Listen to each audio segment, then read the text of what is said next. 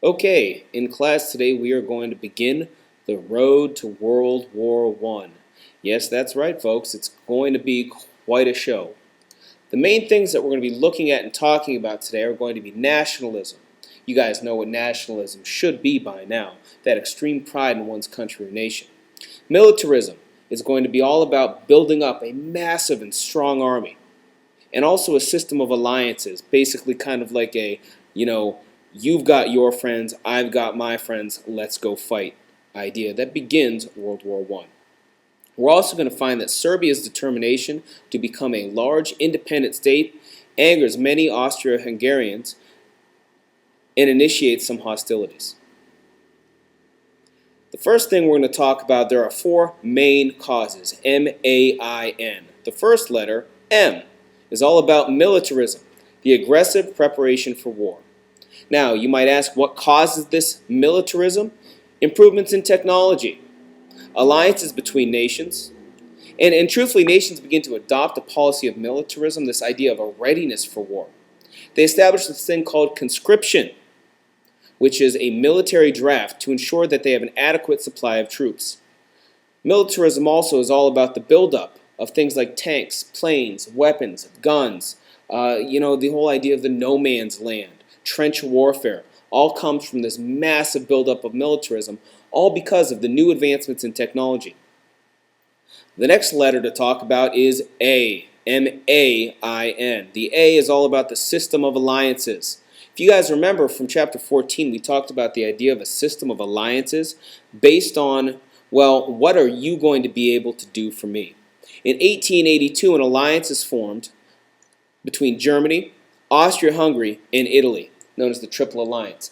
Initially, they were established as kind of a trade route. They would work together to build up each other's nations. But eventually, they started realizing, hey, if we focused on building up a strong military, we'd be quite the force to reckon with. Germany being the 800-pound gorilla that it was, they were just so strong and so massive. They were kind of like the Sparta of Europe, where they built up such a strong army. Their nationalism was at just an absolute high, and so it led to places like Austria-Hungary feeling that, hey, we're feeling pretty strong because we know that we have Germany backing us up. Versus the Triple Entente, formed in 1907, of France, Great Britain, and Russia. The Triple Entente ended up being kind of like a direct response to the massive military buildup that takes place from Germany and Austria-Hungary. The countries of Great Britain and France look around and realize, holy smokes, they're bigger and stronger than us, we better do something about it. Okay, moving on, the next big thing that we're going to look at is imperialism. All right, by now you should know what imperialism is. Imperialism is all about raw materials, a market for European goods. It's all about the white man's burden and bringing religion to the people. It is also about power and prestige. You have an extra feather in your cap if you are from Great Britain, and you can say the sun never sets on the British Empire. We'll see that rivalries begin to form over colonies, and trouble in the Balkans leaves European nations resentful of each other and eager for revenge. And last but not least, nationalism. Nationalism is a result in ethnic groups who had not become nations but wanted their own nation state. It's basically the unique cultural identity of a people based on something that they share, whether it's language, religion, national symbols. It's the Greek people want to hang out with Greek people, and the Italians want to hang out with Italians, and the Serbs want to hang out with the Serbs. The Slavic peoples under the Balkans, Polish under Russian rule. These were groups that wanted their own independent sovereign nation. Well, the MAIN causes are kind of like the domino effect. There is going to be something that pushes them even further. The outbreak of war happens when Serbia's determination to become its own independent state, nationalism, angers Austria-Hungary. Austria-Hungary kind of controls many of the areas of Serbia at this point in time, and they're not very happy when somebody tries to rebel against them, and it leads to hostilities.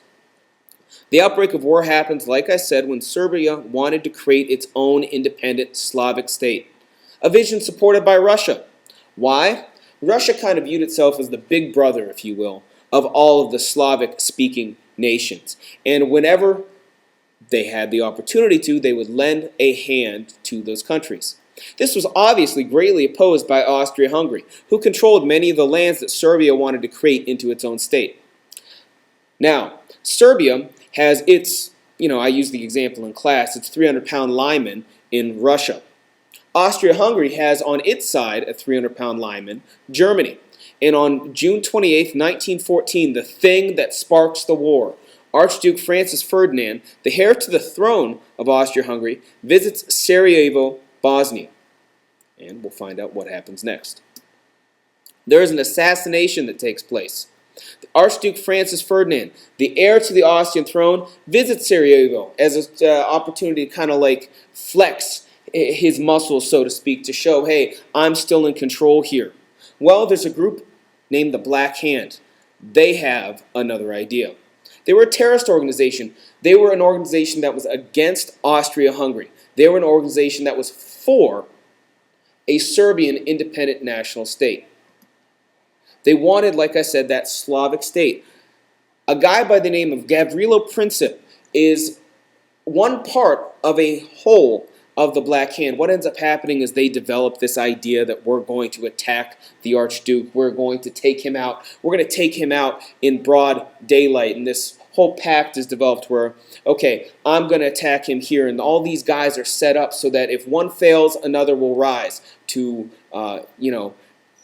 end the Archduke's life. And through a series of unfortunate events, one guy chickens out, another guy throws a bomb, but it is kind of like deflected, and the car with the Archduke in it speeds away, and so nothing really happens. I mean, the Archduke realizes, okay, somebody's after my life. What ends up happening, a third car in the caravan is blown up, and the Archduke later on in the day decides he is going to go visit the two members of his party who were injured in the hospital. By this point in time, the Black Hand had kind of said, you know what, to heck with it. And Princip decides to go get a cup of coffee. At this point in time, the Archduke, back in his caravan, begins to travel throughout Sarajevo yet again. This time, though, things get a little dicey. The caravan takes a wrong turn. It ends up going down this one-way street where Princip is sitting having a cup of coffee out in the sun. Princip, realizing what has happened, jumps to the ready. And at this point in time, the driver looks to put the vehicle in reverse. The car stalls.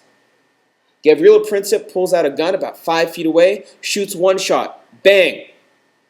Hits the Archduke's wife. Pulls out or shoots the gun again. Bang!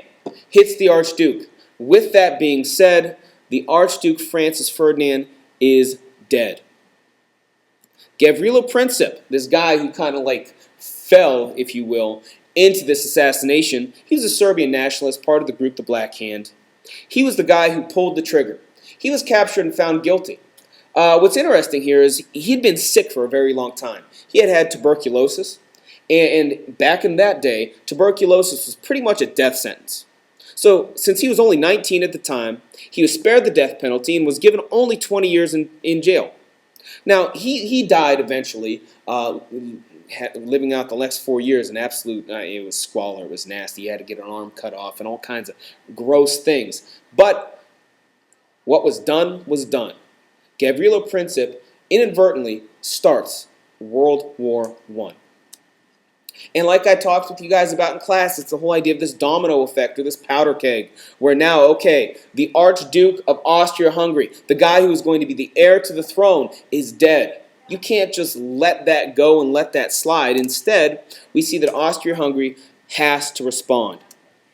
They call on that alliance, that triple alliance of Germany and Italy. They say, hey guys, they just took out one of our leaders. What are you going to do about it? Germany, as I mentioned before, being so ready to use their new weapons, gives them a blank check and says, hey, anything you need from us, we'll give you. Austria-Hungary gives an ultimatum to Serbia on July 23, 1913, and it's a ridiculous ultimatum. Lay down all weapons. Give up, or we're coming for you.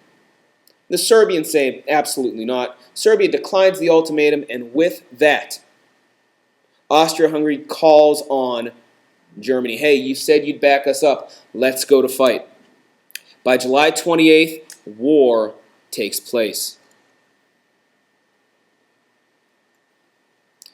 In response to Austria-Hungary's declaration of war, Tsar Nicholas II of Russia orders mobilization of the Russian army in order to support Serbia. Remember, they were kind of like the big brother of all the Slavic-speaking nations, just like Germany was the big brother to all the Germanic-speaking nations. Now what happens next is Germany reacts quickly and declares war on Russia. So now it's Austria-Hungary and Serbia, Germany, Russia. We've got the lines drawn in the sand, and we decide what's going to happen next. The first thing is war.